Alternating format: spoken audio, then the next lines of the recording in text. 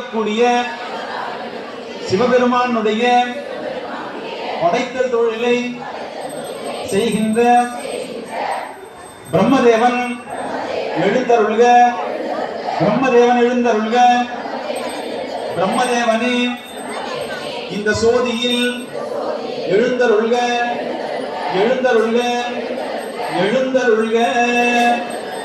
பிரம்மதேவன் வந்துட்டாரு. வீட்டுல கதவு தந்து பாக்குறீங்க, பிரம்மன் நிக்கிறாரு. உடனே அவருக்கு பாதம் போட்டு போனோம். அந்த தானே தலையெழுத்து எழுதுறான். நம்மளுக்கு இப்படியாவது நைஸ் பண்ணா நம்ம தலையெழுத்து மாறுதான் பார்ப்போம்.